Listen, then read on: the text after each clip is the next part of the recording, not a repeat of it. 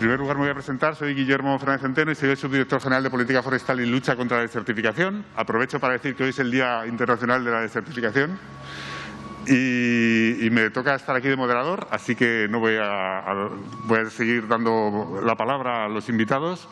Agradeceros a todos que estéis aquí y vamos a comenzar, si os parece. En primer lugar, voy a dar la palabra a mi director general, Jorge Marquínez, director general de Biodiversidad, Bosques y Desertificación del Ministerio para la Transición Ecológica y el Reto Demográfico. Jorge, cuando quieras. Tienes otro. Estas son las reglas de la pandemia, perdona. Bueno, pues muy buenos días a todos. Ya recordaba Guillermo que hoy es el día de la lucha contra la desertificación y la sequía, y a pesar de que estamos en Tineo y ese problema lo vemos lejos, ese es un problema muy importante para España. La primera cosa es recordar esto, ¿no? Y la segunda, aunque esto no sea la inauguración de la feria, dar la enhorabuena a los organizadores porque esta feria siga tan viva, a pesar de lo que ha llovido, de los malos tiempos que vivimos, ¿no? Lo cierto es que lo que querría decir para hablar de las oportunidades del sector forestal ahora es que, aunque eso siempre se dice, esta vez es verdad, vivimos una transición, un cambio de ciclo que va a ser histórico. El cambio de ciclo tiene que ver con la importancia del fenómeno de cambio climático, pero también la crisis de la biodiversidad, que tiene una relación estrecha con nuestra salud, en un momento como estamos viviendo una pandemia global, preocupante. Y esto coincide además en el tiempo con una implantación de nuevas tecnologías que motivan igualmente un cambio social y económico. Creo que tenemos un conjunto de factores coincidentes que van a dar lugar a un cambio profundo. De hecho, esto es una sensación compartida a nivel internacional. En Europa se habla del Green Deal, de una necesidad de orientar el cambio en un sentido más ecológico, siguiendo la filosofía de One Health, una salud, porque la salud del medio es la salud nuestra. Y nuestro ministerio se llama de transición ecológica y de reto demográfico, porque hace una llamada también a la necesidad de provocar este cambio, ¿no? La incorporación de las competencias de política forestal en biodiversidad son también un intento de enviar un mensaje en ese mismo sentido, ¿no?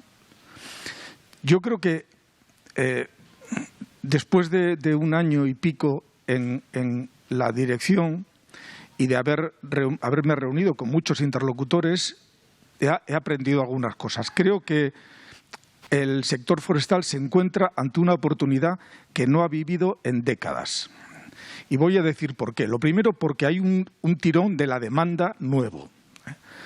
Así como ha estado estancada la demanda forestal durante un tiempo, la demanda de productos renovables, de productos reciclables, en envases, en tejidos, amplía muchísimo, va a ampliar muchísimo la demanda de productos forestales. A eso se le suma además una cuestión de fondo que subsiste, que es que los servicios ambientales que prestan los bosques están poniéndose también en valor. Hay, por lo tanto, un incremento de demanda por esa vía. Y además, el cambio climático está moviendo a muchísimas empresas a desarrollar actividades forestales para conseguir compensación a sus emisiones por la vía de las intervenciones forestales. Hay un incremento tremendo de la demanda y puede haber una contracción de la oferta, y voy a decir por qué, ¿no? ¿Por qué puede haber una contracción de la oferta que genera también una oportunidad? Pues porque Europa, solo después de China, es la primera región del mundo responsable de la deforestación digamos, importada, sobre todo de zonas tropicales. Y esto, que los datos son muy importantes, a España le toca una cuota importante. España, junto con otros 7 países europeos, es responsable del 80% de esta deforestación importada, ¿no? Esto es porque la demanda en parte se resuelve con la importación de materias primas que vienen de afuera, a costes muy bajos. Pero hay una reacción contraria a esta. De momento es voluntaria. El Ministerio ha suscrito, en nombre de España, un compromiso, esa declaración de Ámsterdam, de reducir esta deforestación importada. Pero más allá de los objetivos voluntarios que se persiguen con la firma de estos documentos internacionales, la Unión Europea prepara un reglamento para hacer obligatorio el cambio de comportamiento. O sea, se está produciendo una expansión de la demanda y puede producirse una reducción de la oferta si se logra, digamos, evitar los problemas que derivan de la importación de materias primas de estos países, ¿no? Además de los fenómenos de replantación, cada semana llega una noticia de una empresa o de una iniciativa para plantar no sé cuántos millones de árboles nuevos, ¿no? Porque hay una conciencia de que esta vía es una vía que hay que seguir, ¿no? Bueno, pues yo creo que ese conjunto de oportunidades no se han producido en décadas. Y la cuestión es, ¿y se va a poder responder? ¿El sector forestal va a poder responder a esto? Esta feria es un foro extraordinario para planteárselo, ¿no? Por supuesto, tiene que responder siguiendo los patrones de esa transformación verde que decimos. Pero eso nos apoya al sector forestal español, porque somos mucho mejores ambientalmente que ese sector forestal que está introduciendo productos en nuestro país masivamente a precios baratos, pero con un coste ambiental enorme y que tenemos que combatir, ¿no? Por lo tanto, estamos bien posicionados. La normativa ambiental nos ha forzado, nos ha ido impulsando a posicionarnos favorablemente en ese campo nuevo, ¿no? Y esto tenemos que alentarlo, además, con un desarrollo tecnológico y científico para que nuestro trabajo productivo sea cada vez más eficiente y contribuya a hacernos mucho más competitivos y además más amigables ambientalmente. Yo diría además que tenemos que hacerlo también enviando un mensaje nuevo desde el sector forestal, ¿no? Aprovechando este tirón, enviar un mensaje nuevo. El impulso del plan de recuperación, transformación y resiliencia, esa inversión europea, va a ir en esa dirección, ¿no? Hay que impulsar una mejora tecnológica y científica de toda la cadena de valor desde el monte hasta el usuario, ¿no? Que además tiene que reconocer el valor del producto forestal bien generado. Eso significa que hay que impulsar la planificación, que hay que impulsar la certificación también, caminando en esa dirección de un sector forestal de futuro, ¿no? En definitiva, es verdad que tenemos una oportunidad y que sería imperdonable que no la aprovecháramos, si la oportunidad tiene esa orientación, ¿no? Desde el Ministerio estamos convencidos de ello, ¿eh? Hay que cumplir las estrategias europeas recientemente aprobadas de la biodiversidad y de la granja a la mesa, pero la estrategia forestal europea aparecerá en poco tiempo y tendremos que desarrollar una estrategia forestal propia y un plan, estamos en ello, para imprimir un poco de aliento, catalizar estos principios que yo estoy diciendo, con el apoyo de todos vosotros, con el apoyo de un sector forestal que tenga esperanza, que se anime a invertir para sumarse a esta línea de trabajo que va a funcionar, ¿no? Así que, bueno, yo hace 2 años estuve aquí, fue una experiencia muy buena. Desde entonces me planteé, cada vez que me invita a Asturforesta vendré. Este año no me lo he perdido, claro, y no me perderé la siguiente tampoco, ¿no? A pesar de los pesares. Y entonces dije intuitivamente, cuando conocía mucho menos el sector forestal, tenemos que cambiar la imagen del sector forestal, porque el destinatario final, el que compra, tiene que saber que nosotros estamos trabajando en la buena dirección.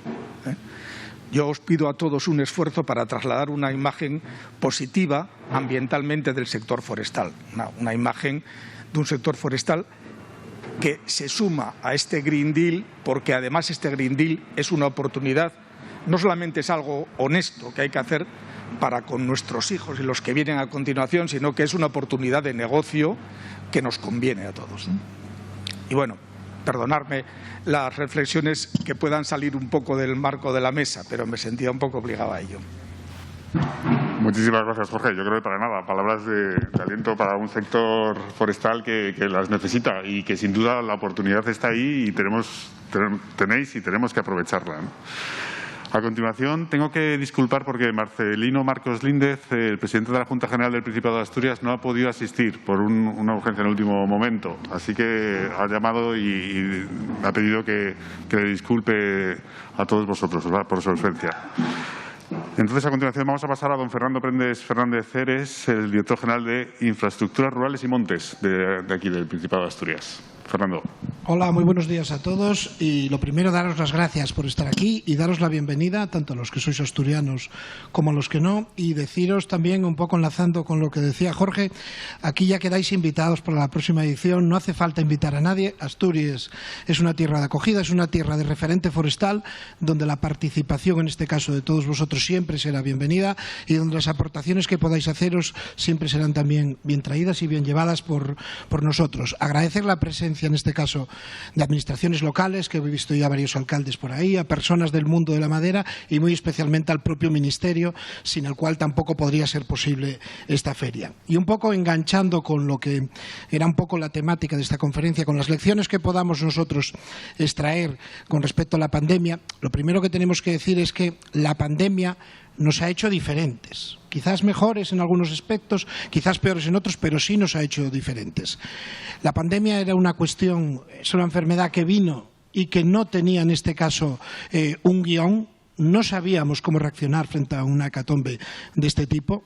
Podíamos tener referencias de muchos años atrás de situaciones similares y hemos podido ver que a pesar de nuestra tecnología, que a pesar de nuestros avances científicos, en este mundo tan interconectado, al final un pequeño bichito que aparece en un sitio de China acaba por trastocar no solamente todas nuestras vidas, sino todas las sinergias de la economía mundial. Y ahí sí que nosotros tenemos que sacar unas lecciones muy importantes y muy vinculadas en este sector, al sector agrario y especialmente al sector forestal. Llevándolo nosotros, podríamos decir, al ámbito del territorio de Asturias, durante este periodo las empresas y nosotros hemos tenido una unión como pocas veces anteriormente habíamos tenido. Había las dificultades del transporte, había las dificultades de la corta, de la compra de madera, había las dificultades de gestionar las obras. Y lo que hicimos fue juntarnos más. Yo no veo por aquí a mi jefe de servicio de Haití, me veo a mí mismo. Prácticamente no tuvimos vacaciones, estuvimos todo el tiempo volcados en este caso, porque teníamos empresas que hacían trabajos en Alemania y necesitaban certificaciones para poder moverse dentro del territorio europeo en este tiempo convulso. Y ahí lo hicimos. Tenemos a una muy importante empresa, en este caso de celulosas, a ENCE, y también tenía en riesgo su propia producción porque estaban paradas las compras, las ventas, porque no se sabía cómo se podía reaccionar, si podías ir al monte con un productor, si podías al final transportar, y todo eso lo fuimos solucionando y nos aprendió y nos enseñó, y una de las enseñanzas que ahí tenemos es precisamente que si seguimos trabajando y lo hacemos juntos y aprovechamos también las aplicaciones y las nuevas tecnologías, podemos desarrollar ese trabajo y acelerar y que no nos impidan este tipo de circunstancias nada. Y otra de las grandes lecciones que tuvimos también con la pandemia fue que necesitamos una industria y una política forestal lo más autosuficientemente posible. Cuando vemos muchas veces pues que gran parte de las producciones se traían pues desde Latinoamérica a otras partes del mundo, cuando vemos crisis como la de simplemente el canal de Suez porque un barco quede atravesado o porque puedan tener una crisis financiera o una crisis política Egipto, Israel o cualquier otro país, vemos que necesitamos en Europa tener un sector propio, tener un sector agrario propio y tener un sector forestal propio y definido. En ese sentido, yo creo que es la lección más importante que tenemos que aprender. Hablábamos de que también hoy es el día de la certificación. Es un riesgo que afecta a España. Es un riesgo que a 2050 ahí tenemos unas proyecciones que inciden en que un 30 o un 40% de la superficie española se puede ver afectada. Pero es que el norte de la península, donde estamos en Asturias, tampoco es ajena a ese fenómeno. Tenemos zonas que por el fuego recurrente, tenemos zonas que también por el abandono pueden terminar desertificándose. Y tenemos que tener una estrategia en ese sentido conjunta de país y de Unión Europea que nos permita actuar decididamente en esos ámbitos. Igualmente, desde el punto de vista forestal, la política europea se tiene que hacer encajando todas estas realidades, tanto de los países del sur como de los países del norte, donde podamos encontrar esa suficiencia forestal, pero también buscar que seamos un referente. Pero un referente no solamente productivo, que también, sino que tenemos que ser un referente dentro de los retos que el propio Ministerio se marca y que nosotros somos conscientes, de reto demográfico. Tenemos que intentar que esa actividad forestal, que esa actividad agraria, venga y se quede en el territorio, se genere con ello una persistencia de la gente y que al final tengamos nichos de trabajo y nichos económicos complementarios para los productores, para las personas que trabajan en el sector y que lo hagan en esos territorios. Ahí yo creo que esa es una de las lecciones que nosotros básicamente tenemos que aprender. Esa economía debe de circular y debe de acercarse cada vez más al territorio. Hablamos de emisiones de CO2 y hablamos de absorciones de CO2. Por lógica se deben de acercar al territorio.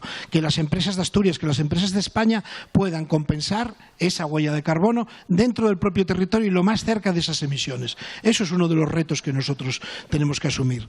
No nos puede servir que se compren derechos en el Amazonas o que al final tengamos otra cuestión como que es que traigamos las maderas de otros sitios y generemos otros transportes que al final generen otra huella de carbono y al final generen también otras sinergias en otros países que no son en este caso las que nosotros deseamos. Tenemos que intentar que sea Europa y que seamos los países los que en la medida posible fijemos y tengamos esa riqueza forestal. Además, otra de las cosas que antes apuntaba Jorge y que es muy importante, tenemos que ser conscientes de que hay un nuevo modelo verde de desarrollo económico. Y ello no es simplemente una intención, ello es una realidad. Cuando vemos que en las bolsas internacionales y en los mercados de futuros, a partir de ahora cotiza el agua, cotizan las producciones agrarias, cotizan los bienes a futuro, vemos que hay una realidad y que hay un vuelco de las inversiones económicas con respecto a estos productos, a las nuevas energías verdes, al hidrógeno, a todo este tipo de nuevas actividades económicas, vemos que hay una realidad del mercado y tenemos que intentar que esa nueva realidad del mercado y ese nuevo interés que se genera la tierra fértil y los bosques se quede también dentro del territorio y que los propios vecinos, los propios ciudadanos europeos que viven en esos ámbitos sean unos beneficiarios de esa economía y al final sean ellos los que se queden con una parte importante de ese rendimiento. Que no solamente sea una economía donde al final se vaya a la City o se vaya a Wall Street o se vaya a las bolsas internacionales, sino que partiendo de esas inversiones con lo importante que puedan ser, partiendo de esos fondos de resiliencia que ayer pudimos ver como la Unión Europea, el primero que dio trámite fue el de España, partiendo de esas ventajas económicas, lo que tenemos que intentar es en los territorios asumir nosotros esa responsabilidad e intentar fijar ese dinero que nos sirva también para fijar esa población y esa actividad económica. Yo creo que ese es el principal reto que tenemos que asumir y ver desde la pandemia. Y ver que debemos de reenfocar pues nuestras relaciones personales, pero también nuestras relaciones productivas. Y también, en este caso, esta suficiencia financiera. Y esa suficiencia también en cuanto a productos. Lo pudimos ver simplemente pues con algo que ahora todos llevamos puestos, la mascarilla, ¿no? Cuando empezó la pandemia, resulta que en Europa prácticamente ya no fabricábamos mascarillas, no fabricábamos productos sanitarios de primera mano, no fabricábamos ventiladores. Tenemos que buscar ese modelo propio. Y si no, tener la capacidad de poder generarlo en un tiempo récord. Pudimos hacerlo con las vacunas y podemos hacerlo en todos los ámbitos. Las celulosas vienen de nuestros árboles. Tenemos también, por ejemplo, las producciones textiles. Tenemos también a medio plazo que las producciones forestales y las celulosas serán las sustitutivas del plástico, que es uno de los principales problemas del planeta, que vemos que asfixia en este caso a los océanos y que asfixia en este caso a la naturaleza en el conjunto, ¿no? A cualquier sitio del mundo que vayamos nos encontramos con restos de plástico que sabemos que no tienen un carácter degradable o que al menos tardaremos muchos siglos en quitárnoslos de encima. Todo eso lo podemos sacar del bosque. Tenemos el CO2, tenemos la biomasa, que puede ser un valor energético muy importante. Y todas esas producciones necesitamos en parte que esta pandemia nos permitiese focalizarlas ahí. Y que nosotros fuésemos conscientes desde los propios países y desde la propia Unión Europea que si hay un punto de vista financiero sobre ello, debe haber un interés real. Pero tenemos que intentar que ese interés financiero sea productivo y sea, sobre todo, humano. Y lo que decíamos, ese desarrollo debe de ser ambiental y conjunto. Sabemos que la producción del planeta avanza por un lado y por otro lado también avanza la población humana del planeta. Hay zonas que son mucho más habitadas. Europa, que antes éramos uno de los puntos neurálgicos del planeta, cada vez estamos convirtiéndonos un poco más en una esquina. Demográficamente ya no somos una potencia a nivel planetario, con lo cual tenemos que buscar conjugar nuestra potencia económica, nuestra potencia tecnológica, nuestra potencia demográfica y saber que eso lo podemos hacer en bien del desarrollo, no solo de Europa, sino del resto del planeta, ¿no? Que si bien en su día nosotros fuimos potencias colonialistas, ahora podemos ser potencias colonizadoras desde el punto de vista medioambiental y de diversidad sostenible para el resto del planeta. Y que el resto del planeta puede contar con nosotros.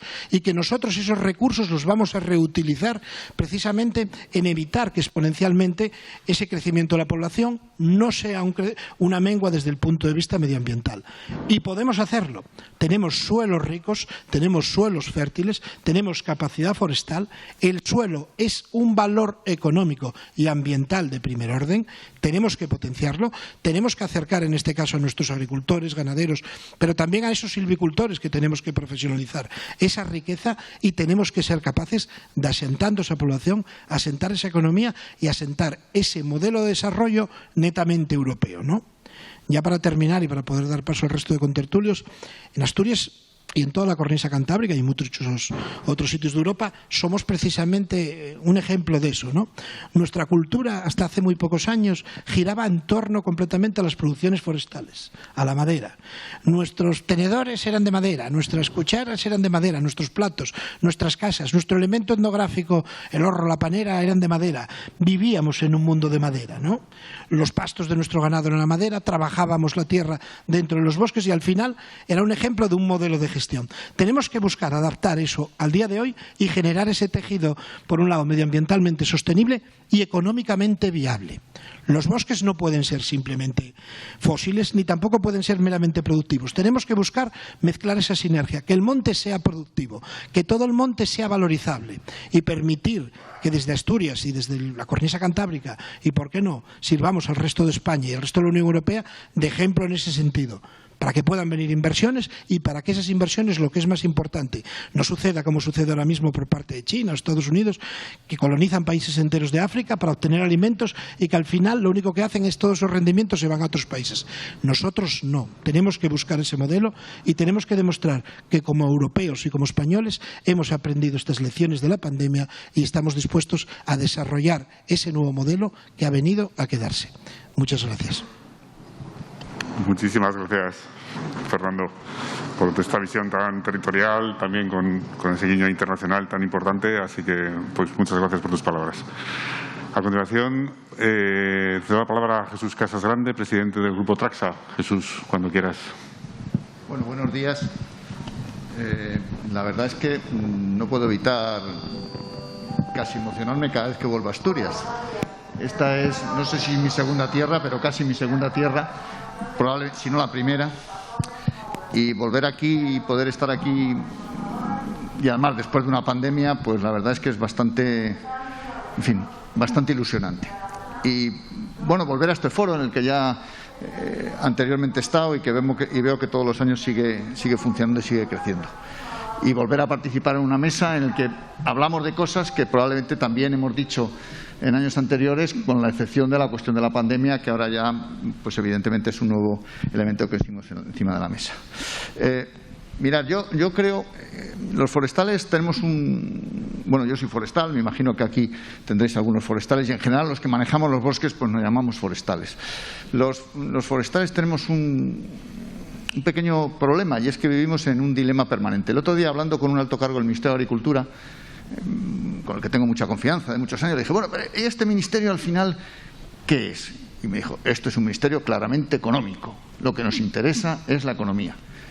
Y me dio una cierta envidia, porque si a un forestal le dices, bueno, y tú ¿qué eres? Bueno, yo por un lado conservo la biodiversidad, pero por otro lado produzco madera y produzco recursos naturales y pongo...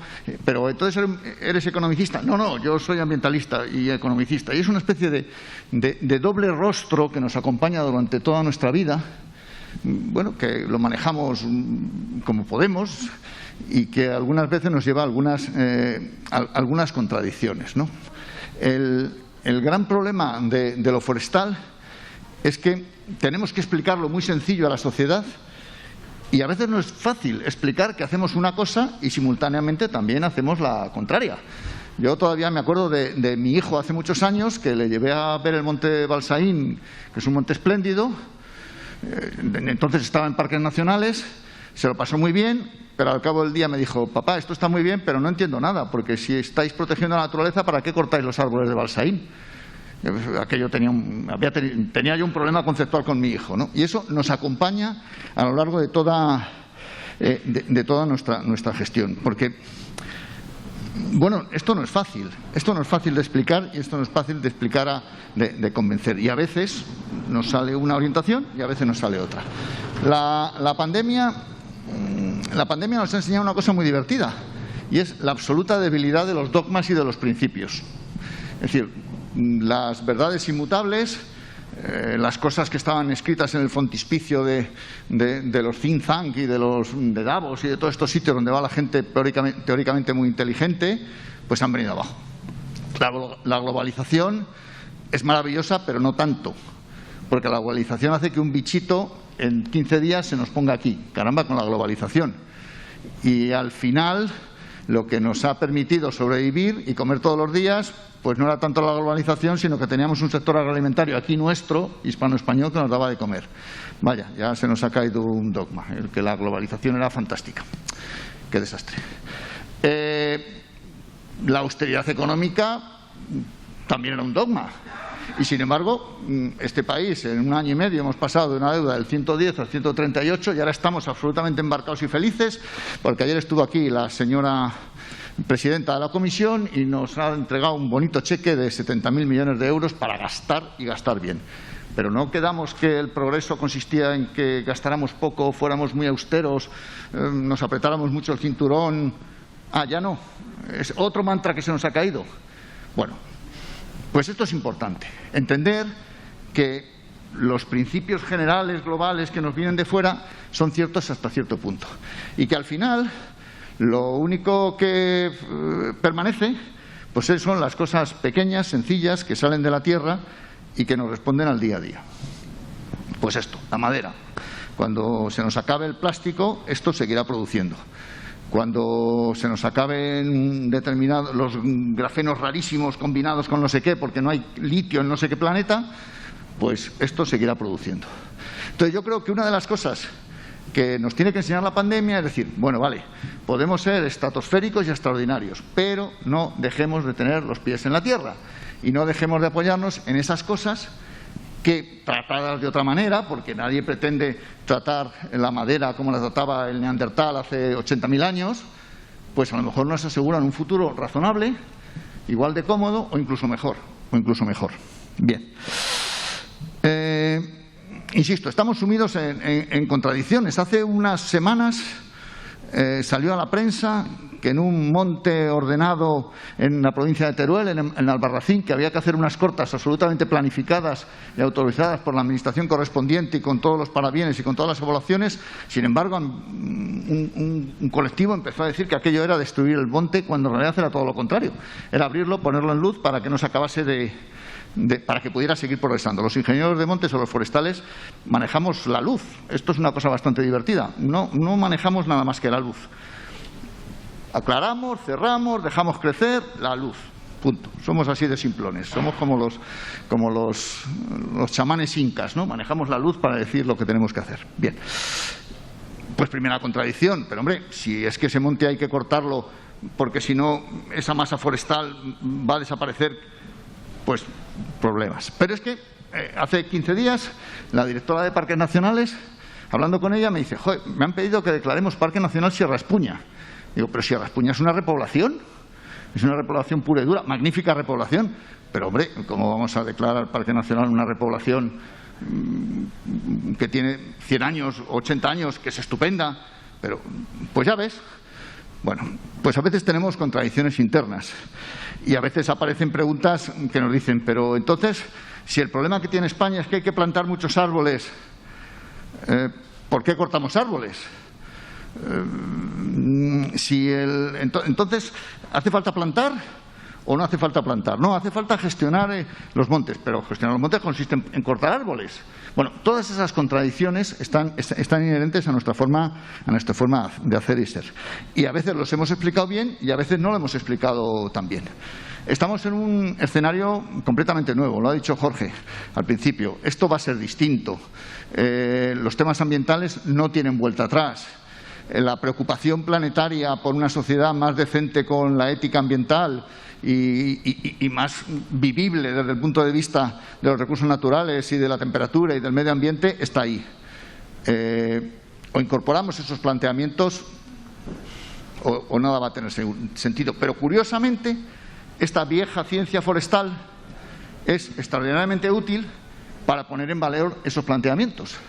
Curiosamente, el cortar árboles y convertirlos en madera y convertirlos en un elemento de nuestra vida cotidiana con todo el nivel de calidad y con todo el nivel de acabado, pues es bueno para el monte, si lo sabemos explicar, es bueno para la fijación de carbono, si lo sabemos explicar, y es bueno también para el consumo de recursos naturales, si lo sabemos explicar. Curiosamente, la piedra que despreciaron los arquitectos resulta que es la piedra filosofal. El viejo recurso abandonado es precisamente el que puede ser fundamental en un siglo en que no vamos a tener plásticos, en que no vamos a tener cosas raras, en que vamos a tener que volver a los elementos iniciales. Claro, una cosa es que volvamos a nuestro viejo primer recurso y otra cosa es que volvamos al pasado.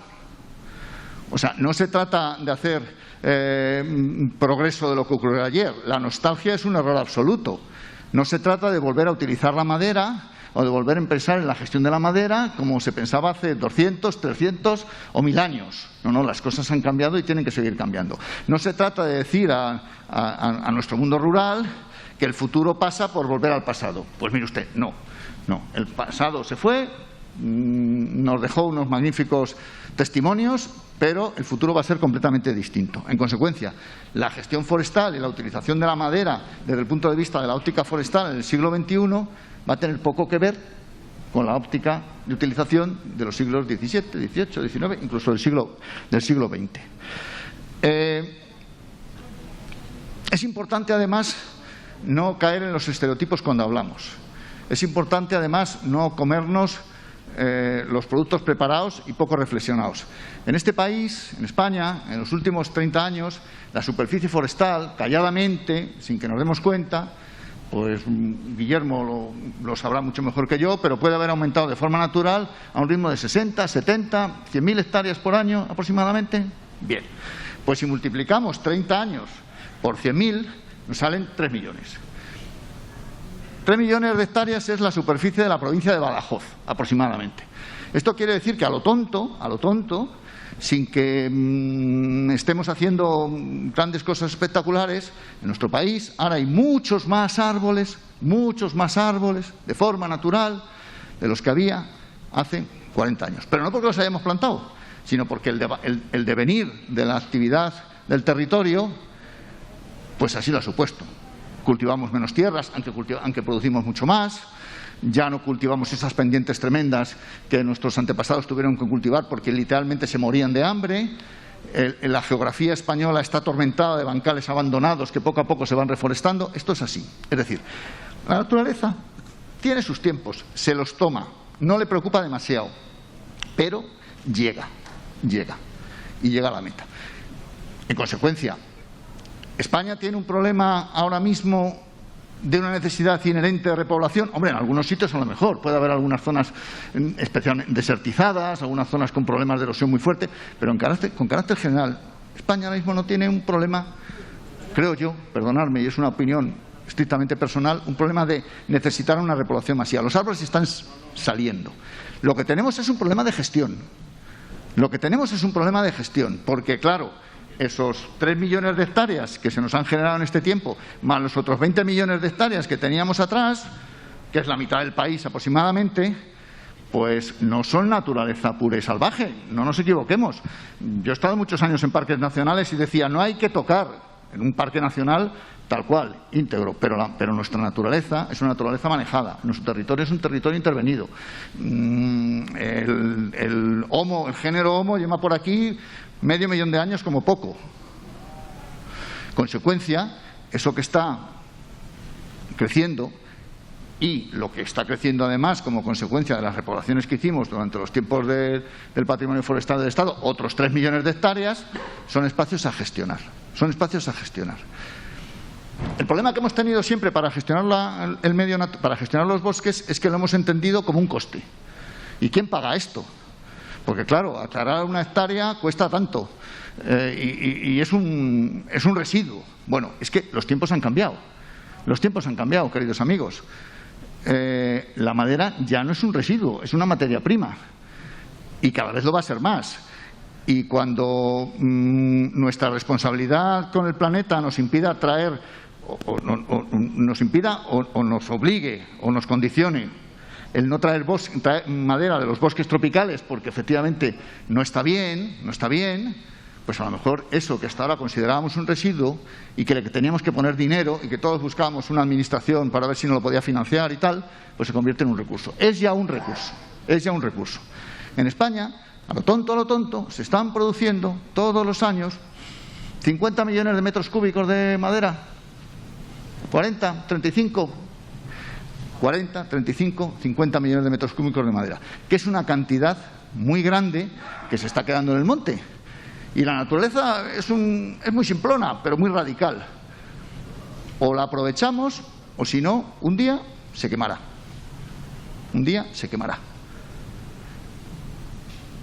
Y con eso no mejora, y con eso la naturaleza empezará otra vez su ciclo, pero nosotros no seremos más felices. Probablemente, además, si gestionamos razonablemente esas 23, 25 millones de hectáreas que tenemos de masas forestales, pues además crecerán más, fijarán más CO2, contribuiremos más responsablemente a que el planeta sea un lugar más sostenible y además daremos un poquito de actividad económica al territorio rural, a la España, llamarla como queráis, vacía, vaciada, semipensionista, como queráis, la llamáis, y consigamos que nuestro territorio pues contribuyamos a que nuestro territorio se mantenga un poquito más organizado. El reto está ahí. Y el problema fundamental es que todavía en una gran parte de la sociedad no hemos inculcado el valor de la modernez que tiene la utilización de la madera. Es decir, todavía nos parece que colocar una ventana de PVC es mucho más moderno, mucho más avanzado que colocar una buena ventana de madera. Todavía nos parece que eso de que los envases sean de plástico, bueno, ya el plástico afortunadamente estamos empezando a entrar en razón con él, pero todavía hay muchos que pensamos o muchos que piensan, o yo me meto también, que la utilización de los materiales tradicionales e históricos es un símbolo de pobreza intelectual, de atraso tecnológico, y no es así, es todo lo contrario. Entonces, bueno, pues a lo mejor los forestales tenemos que cambiarnos el look, tenemos que ponernos otra indumentaria mucho más moderna y mucho más divertida, porque a veces puede parecer que lo que vendemos es algo que ya no está de moda. Y igual que nuestro sector agrario agroalimentario está mejorando, está actualizándose todos los días, y la vieja foto atávica del ganadero con la mula arando con el arado romano, pues ya forma parte de la arqueología. Y ahora lo que vemos son invernaderos muy tecnológicos con 7 plantas y unos señores que son agricultores pero que van con bata y con guantes y que todo lo cogen con una asepsia absoluta. Pues a lo mejor los forestales tenemos que entender que eso es por donde tenemos que transitar. ¿Esto es fácil? Pues no es nada fácil, porque si fuera fácil ya lo habríamos logrado, porque, hombre, no es que seamos muchos, pero somos bastantes y hay alguno que piensa un poquito y hay gente inteligente en cualquier colectivo que esto no es tan fácil, Pero es verdad que los tiempos nos están abocando a eso, es verdad que estamos ante una oportunidad y es verdad que es el momento de levantar la mano y decir yo, porque probablemente muchos de los temas que ahora mismo la sociedad está planteando en relación con el reto ambiental les podemos dar respuesta, y les podemos dar respuestas en términos de sostenibilidad, en términos de que todo el mundo se sienta contento. ¿Qué problemas tenemos? Pues muchos. Para empezar, tenemos un problema de régimen de propiedad y de historia de los montes en España. Esto no es tan fácil. Y además, en una dinámica de territorio que se nos está vaciando, que muchos montes ya no sabemos ni de quién son. Entonces, esto es un condicionante. Tenemos que darle una vuelta a todo el modelo territorial de propiedad y de organización del uso del territorio, porque si no, esto no va a ser fácil de poner en valor. Es evidente que la única forma de desarrollar el modelo es concentrar producciones, y eso significa territorios organizados y con capacidad de producir. Segundo, y no es un problema, pero tenemos que, de una vez, troquelarlos en el cerebro, igual que nos troquelamos las tablas Excel, que el respeto al ambiental es esencial. Entonces, aquí ya no valen medias tintas. Aquí no vale decir, es que lo ambiental es un problema. ¿Cómo que lo ambiental es un problema? Es que determinada imposibilidad de tal me condiciona. No, mire usted, es que esto ha cambiado completamente y afortunadamente. Y hemos entendido que el planeta no nos pertenece, que el planeta no pertenece a nadie y que la dinámica natural tiene tanto derecho a ser respetada para las generaciones venideras o para nadie como la dinámica del pasado. Y que el respeto ambiental y las consideraciones ambientales y el respeto a la biodiversidad y la consideración de que esto no nos pertenece ya forma parte del abecedario de la ética planetaria de la ciudadanía. No hay vuelta atrás, afortunadamente. Y eso lo tenemos que interiorizar. No es, y ahora tengo que hacer la evaluación de impacto, qué rollo. No, no. Afortunadamente hemos llegado a un momento en que tenemos que hacer la evaluación de impacto y así no cometeremos errores. Otra cosa es que esto habrá que dinamizarlo, hacerlo más deprisa, que a por ser posible no tarde 4 o 5 años, ese tipo de cosas también. Pero mire usted, las consideraciones ambientales no es que hayan venido para quedarse, es que son otra de las piedras estructurales en que se va a construir el futuro del mundo. Y no podemos quedarnos fuera. Tercera cuestión importante. Aquí hay que hacer cadena de valor. Aquí hay que hacer cadena de valor. El precio siempre lo fija el punto de final. La cadena de valor es como una manguera de bomberos. Los forestales que llevamos alguna vez de extinción de incendios lo sabemos. Para tirar de la manguera hay que tirar de la punta. Como tires de la base, nunca avanza la manguera. Y nosotros, los forestales, la producción forestal está en la base.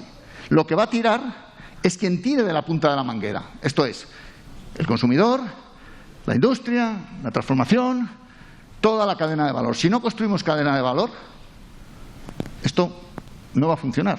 No va a funcionar, porque el territorio no es capaz de tirar solo si no hay una cadena de valor en la que esté integrado. ¿Cómo voy de tiempo? Perdona. Un poquito mal. Pues acabo enseguida. Me quedan 3 o 4 cosas.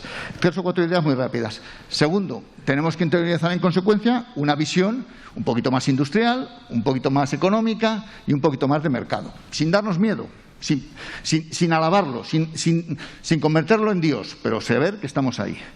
Tenemos que resolver la debilidad territorial que tenemos. Nos queda poca gente. Pues eso deberíamos tratar. Un tema muy importante, tenemos que depender de lo público, pero no podemos hacer un sistema económico productivo maniatado o dependiente absolutamente de lo público. Esto tiene que volar solo, tenemos que generar economía, tiene que funcionar. Nuestros productos tienen que venderse en el mercado y no estar sometidos a un elemento público de subvención permanente que no lo condicione, porque un día se acaba, un día cambiará otra vez el viento, nos volveremos otra vez austericidas y entonces ¿qué hacemos? Hay que crear tejido empresarial y sobre todo hay que decir a la gente que no estamos vendiendo el pasado, que no estamos vendiendo la nostalgia por algo que nunca existió, que lo que estamos vendiendo es un territorio moderno, transformado, que el ser humano lleva respirando oxígeno desde hace 500.000 años y eso no es un atraso, pues el ser humano puede seguir produciendo y utilizando la madera que empezó a utilizar hace 500.000 años y tampoco será un atraso. Hay que mirar hacia adelante y nosotros ser los primeros en creárnoslo. Y perdonadme el tiempo que me he excedido y muchísimas gracias. Nada, muchas gracias, Jesús, a ti. Muy bien, pues vamos a continuar con Gregorio Rabanal Martínez, es el presidente del Grupo UNOSA. Muchísimas gracias, Gregorio. Adelante. No sé si Está encendido. A ver. Muy buenos días. Ya, que tenemos suficiente distancia. ¿Esto se ve? Sí, se ve. Seguramente se está preguntando mucha gente qué hace UNOSA sentada en esta mesa. Pero UNOSA no era una empresa minera. Sí, fósil.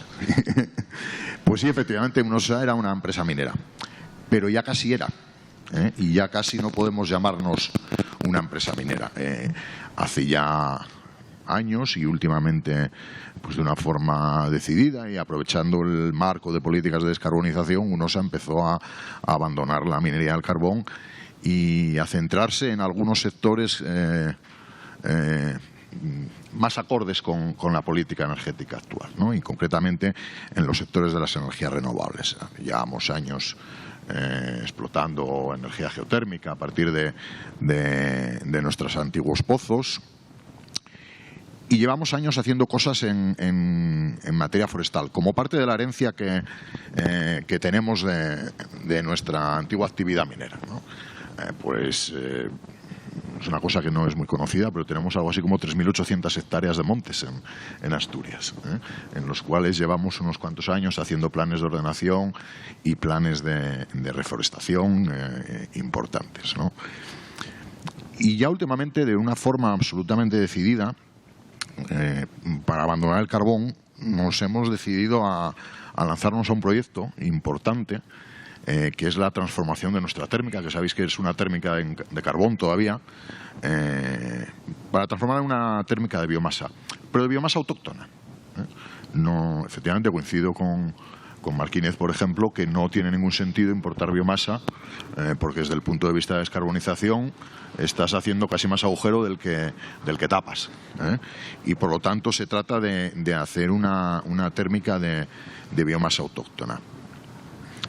Entendemos que es un proyecto factible, viable, pero que depende evidentemente del desarrollo del sector forestal en Asturias. Y coincido absolutamente con lo que acaba de decir Jesús. El sector forestal en Asturias tiene evidentes oportunidades de desarrollo en este momento de una forma sostenible, porque la política energética es favorable para ello, porque hay ya una cierta experiencia, una cierta estructura empresarial, y porque además existe la posibilidad de que haya proyectos tractores, el nuestro, pero no solo el nuestro, otros muchos, ¿no? Pero en cambio creemos que tiene una serie de retos por delante importantes, pues para adecuarse, tal y como decía Jesús, a una estructura moderna, sostenible, pero que dé lugar a un sector forestal que tenga un desarrollo económico importante y que pueda ser además un factor de fijación de población en las zonas rurales, ¿no? Y por lo tanto, desde UNOSA, que además tenemos un compromiso especialmente con la zona en la que estamos implantados tradicionalmente, pero de carácter general con la región, nos planteamos el reto de qué granito de arena podemos aportar nosotros en este campo, ¿no?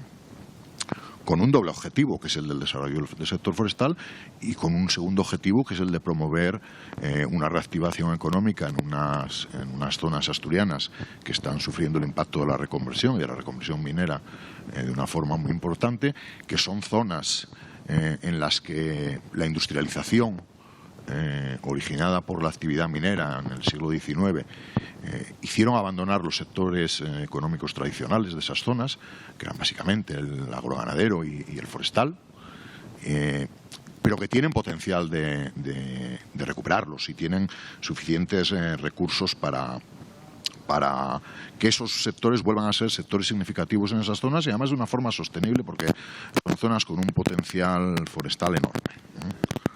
Desde este punto de vista, y coincidiendo con lo que decía Jesús, que conste que Jesús y yo no habíamos hablado sobre esto. Sí. Jesús y yo no habíamos hablado sobre este tema, ¿no? Pero entendemos que es interesante en este momento y por lo tanto nos lo proponemos desde UNOSA el intentar promover la creación de una agrupación de los actores del sector que integra toda la cadena de valor del sector. Evidentemente las explotaciones forestales, evidentemente las empresas de silvicultura, pero también los servicios vinculados a la explotación forestal, la industria de la madera, las asociaciones y agentes sociales que están alrededor del sector, todas las empresas de servicios relacionadas con el sector, las asociaciones de propietarios, etcétera, etcétera, ¿no? Y crear esta agrupación tipo transversal, de tipo colaborativo, con la idea de promover un desarrollo sectorial de este sector con carácter general en Asturias y sobre todo en aquellas zonas de Asturias en las que el sector está menos desarrollado. Es cierto que hay algunas zonas de Asturias, como puede ser el suroccidente, en el que hay un mayor desarrollo del sector, pero en cuanto se sale del suroccidente es un sector que es casi inexistente o anecdótico, y nos planteamos la creación de esta asociación con unos ejes básicos directrices de actuación y que pretenden conseguir, ¿no? Que es pues un desarrollo sectorial, la creación de una comunidad de negocios en el sector que puedan convertirlo en un sector, como decía Jesús, autónomo económicamente y que no sea un sector dependiente de fondos públicos a largo plazo, y que a su vez se impulse una capacitación y tecnificación de este sector que le permita ser un sector sostenible pero eficiente, que será absolutamente requisito indispensable para que pueda ser sostenible, que sea un sector a su vez eficiente y que además promueva en zonas en las que está muy ausente el sector una cierta cultura de forestal y de sostenibilidad del sector forestal. Para este propósito, pues nos proponemos, no solo nosotros, sino junto con algunas asociaciones del sector con las que llevamos meses hablando y trabajando, el lanzamiento de esta agrupación con una serie de objetivos que son esos que tenemos en pantalla, ¿no? Favorecer el crecimiento del sector, generar rentabilidad y negocio en el sector de la biomasa, aunar las fuerzas de los agentes del sector de forma que hablen con una sola voz en la medida de lo posible en sus relaciones con la sociedad y con la administración, como no, fomentando la colaboración empresarial entre todos los agentes del sector y además permitiendo desde este tipo de asociación tener músculo suficiente como para desarrollar proyectos de desarrollo y de investigación que promuevan esa eficiencia y esa sostenibilidad del sector y que además que promuevan que este sector pueda tomar un papel relevante en la estructura económica de la región, ¿no? Y estimular además una gestión forestal eficiente y sostenible, porque efectivamente, como decía Jesús, la madera es una materia prima en este momento, ya no es solo un elemento natural, ni mucho menos un residuo cuando se gestionan los montes, ¿no? Y desde este punto de vista, pues nos hemos propuesto el lanzamiento de esta idea que nos hemos atrevido además a ponerle nombre. Pretendemos llamarle Polo Tecnológico y Empresarial de la Biomasa y a la cual pues invitamos a unirse a todos los agentes del sector que puedan estar interesados. Y nada más, muchas gracias. Muy bien, muchísimas gracias, Gregorio. A continuación voy a dar la palabra a alguno de ustedes si quiere comentar alguna cosa más o alguna pregunta de los asistentes. Tenemos 5 minutos. Algo rápido que haya sugerido alguno de los comentarios que han realizado los ponentes. Algo que se haya quedado en el tintero. Jorge.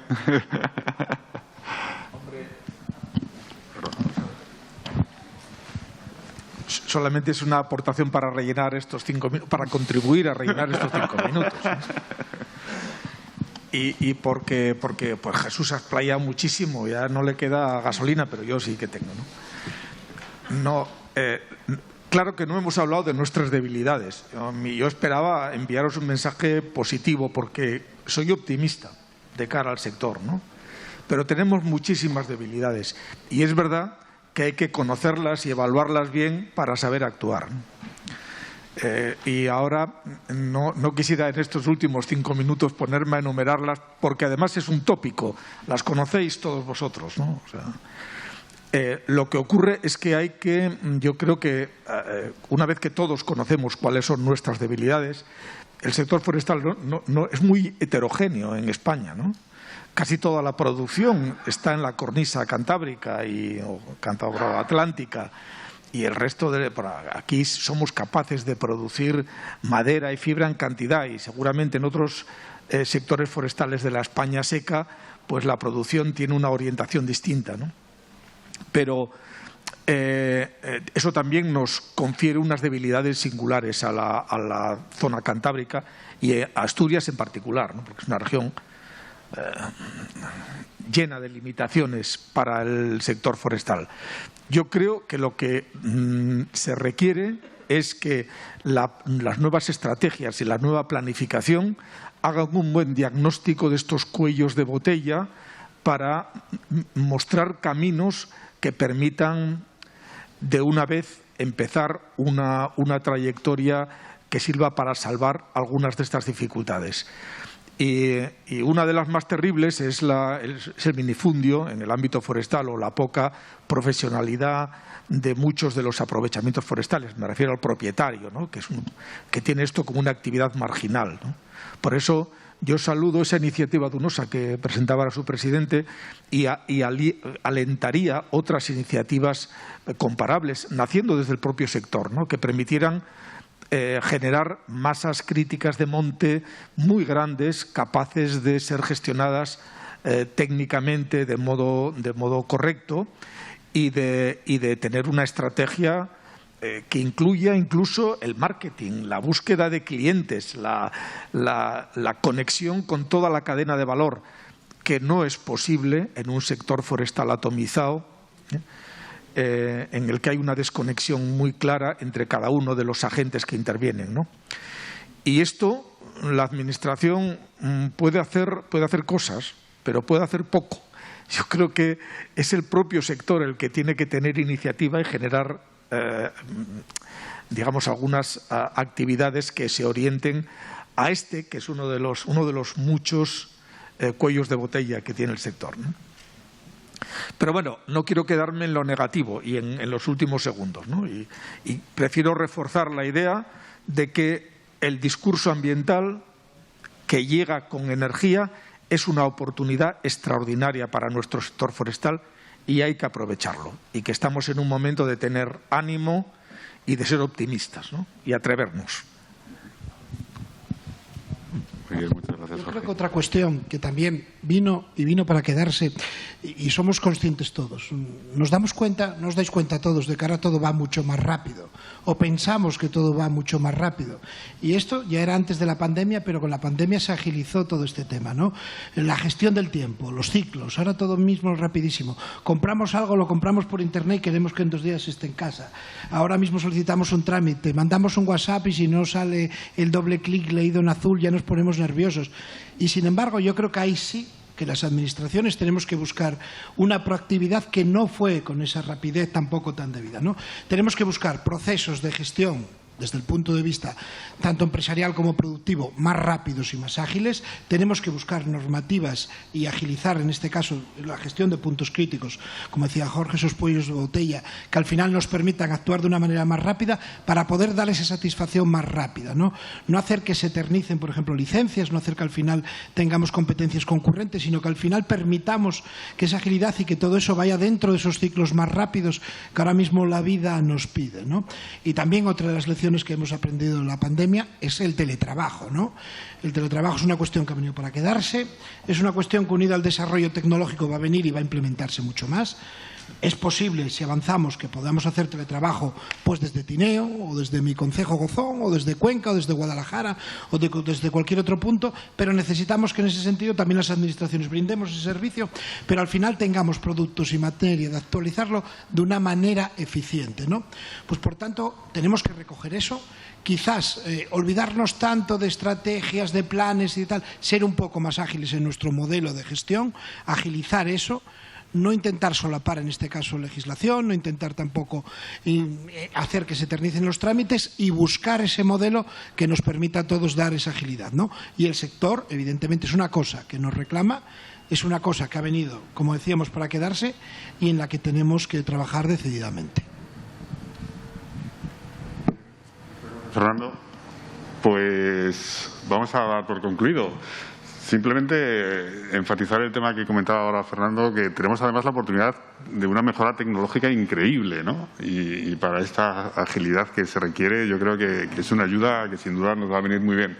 Así como todos los sistemas de conocimiento, ¿no? Tenemos que conocer mejor las oportunidades y lo que tenemos en este sector forestal para poder coger la ola, ¿no? Para poder avanzar en este reto que tenemos.